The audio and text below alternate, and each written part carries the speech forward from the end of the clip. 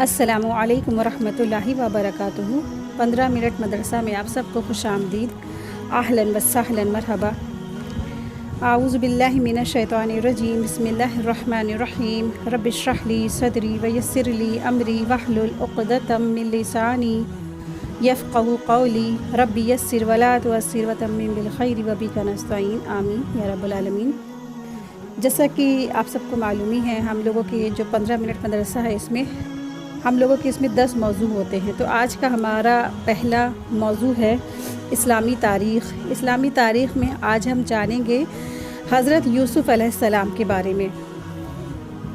حضرت یوسف علیہ السلام بہت ہی زیادہ جلیل و قدر اور مشہور پیغمبر ہیں۔ وہ حضرت یعقوب علیہ السلام کے بیٹے، حضرت اسحاق علیہ السلام کے پوتے اور حضرت ابراہیم علیہ السلام کے پڑپوتے ہیں۔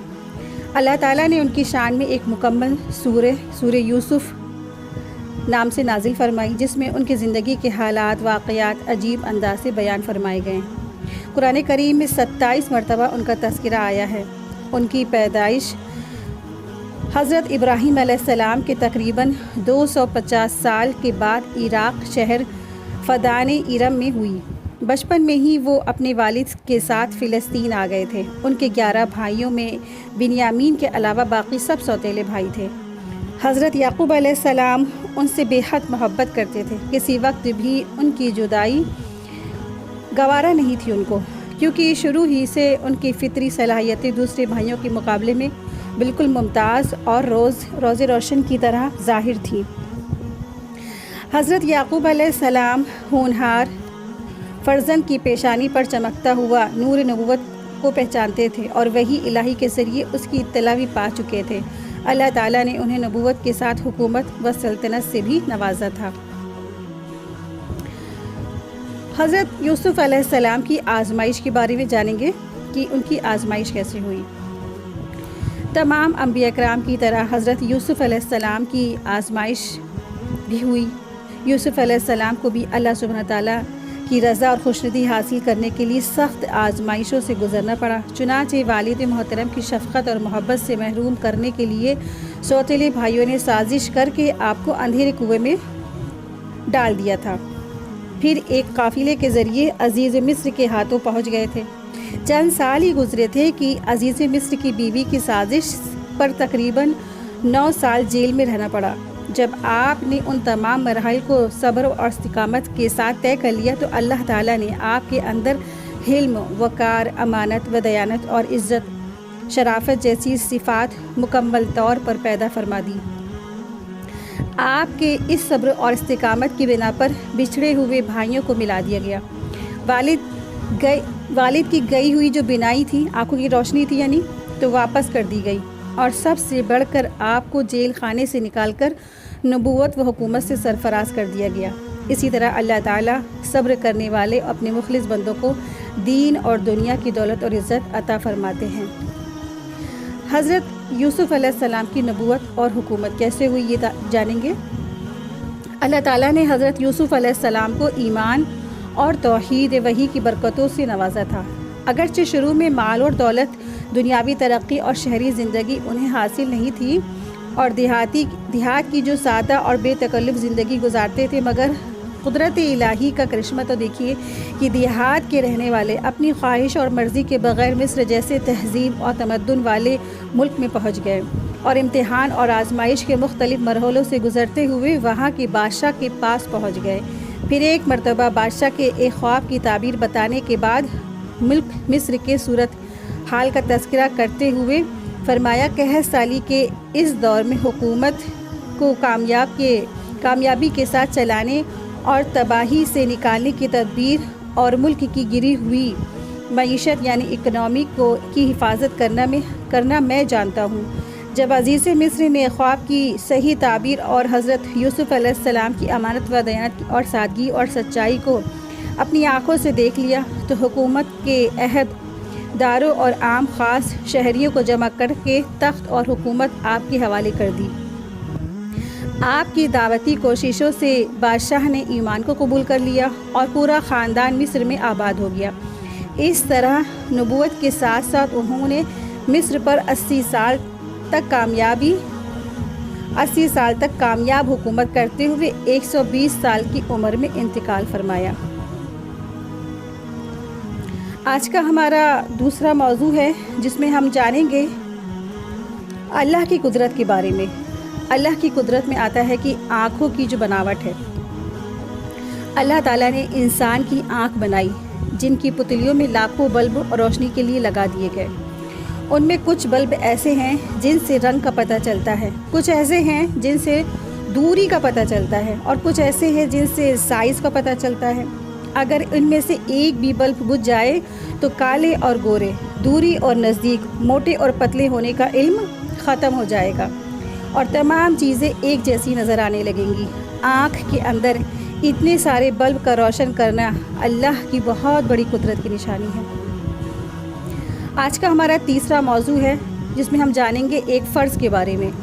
तो एक फ़र्ज़ के बारे में जानते हैं जिसमें आता है जुमे की नमाज़ अदा करना। रसूलुल्लाह सल्लल्लाहु अलैहि वसल्लम ने फरमाया, जुमे की नमाज़ जमात के साथ अदा करना हर मुसलमान पर लाजिम है, मगर चारों लोगों पर लाजिम नहीं है। पहला वो ग़ुलाम जो किसी की मिल्कियत में हो, दूसरा औरत, तीसरा नाबालिग बच्चा और चौथा बीमार। ये अबू दाऊद की हदीस 1067 है। आज का हमारा चौथा मौजू है जिसमें हम जानेंगे एक सुन्नत के बारे में, दरवाज़े पर सलाम करना जिसमें आता है। रसूलुल्लाह सल्लल्लाहु अलैहि वसल्लम जब किसी के घर के दरवाज़े पर आते तो बिल्कुल सामने खड़े ना होते थे, बल्कि दाईं तरफ या बाएं तरफ तशरीफ़ फरमाते थे और फरमाते अस्सलामु अलैकुम। ये अबू दाऊद की हदीस 5186 है। आज का हमारा पाँचवा मौजू है जिसमें हम जानेंगे एक अहम अमल की फ़जीलत।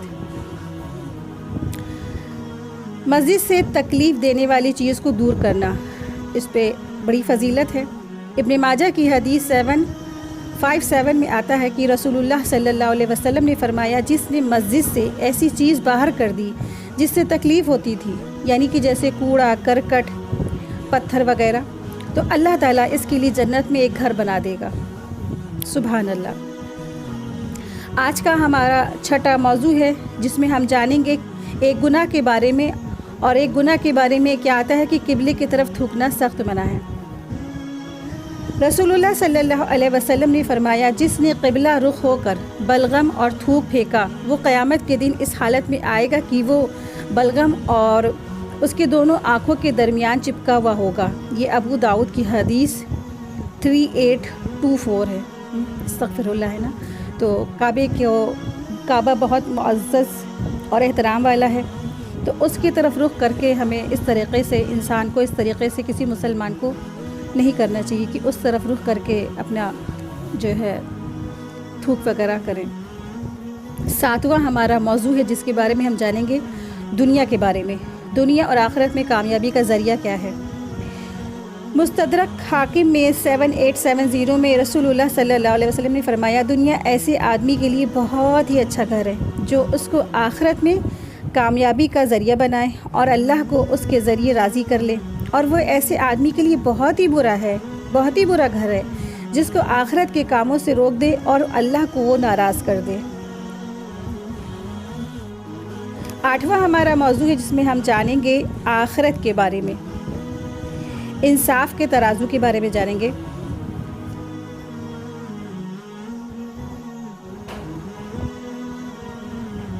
सूरह अंबिया आयत नंबर 47 में अल्लाह सुब्हानहू व तआला फरमाते हैं, वनदउल मवाज़ीन अल क़िस्त लियौमिल क़ियामति फ़ला तुज़लमु नफ़्सुन शैआ व इन काना मिस्क़ाला हब्बतिन मिन ख़र्दलिन आतैना बिहा व कफ़ा बिना हासिबीन।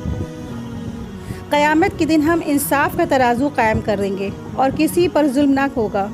अगर राई के दाने के बराबर भी कोई अमल होगा तो हम उसको हाजिर कर देंगे और हम हिसाब लेने वाले काफ़ी हैं। यानी इंसान जो भी आज कर रहा है, छोटी से छोटी नेकी, यहाँ तक कि राई के दाने के बराबर भी कोई नेकी होगी तो अल्लाह तबारक तआला उसको ला के तराजू में रख देंगे। और अगर आज इंसान कोई बुराई कर रहा है तो छोटी से छोटी भी बुराई है ना, वो भी तराजू के ऊपर तौल दी जाएगी। आज का हमारा नवा मौजू है जिसमें हम जानेंगे तिब्ब नबवी से इलाज। راکھ سے زخم کا علاج کیسے ہوتا ہے یہ ہم جانیں گے۔ بخاری کی حدیث میں آتا ہے کہ 2903 میں غزوہ احد میں جب رسول اللہ صلی اللہ علیہ وسلم کا چہرہ مبارک زخمی ہو گیا تو آپ صلی اللہ علیہ وسلم کی صاحبزادی حضرت فاطمہ رضی اللہ عنہ خون دھو رہی تھیں اور حضرت علی رضی اللہ عنہ زخموں پر پانی ڈال رہے تھے۔ حضرت فاطمہ رضی اللہ عنہ نے جب دیکھا کہ خون بند نہیں ہو رہا تو بڑھتا ہی جا رہا تو انہوں نے کھجور کے پتوں کی چٹائی کا ایک ٹکڑا لے کر جلایا اور جب وہ راکھ ہو گیا تو اس کو زخموں پر لگا دیا جس سے خون بند ہو گیا۔ تو اکثر حکیموں نے بھی لکھا ہے کہ ٹاٹ یا کھجور کی چٹائی کی راکھ بہتے ہوئے خون پر اگر لگا دیا جائے تو اس سے کیا ہوتا ہے فوراً خون بہنا بند ہو جاتا ہے۔ یہ بہت مفید ہے۔ 10واں ہمارا آج کا موضوع ہے جس میں ہم جانیں گے قرآن کی نصیحت۔ قرآن کریم میں سورہ ابراہیم آیت نمبر 7 میں اللہ سبحانہ تعالیٰ فرماتے ہیں کہ اس وقت کو یاد کرو جب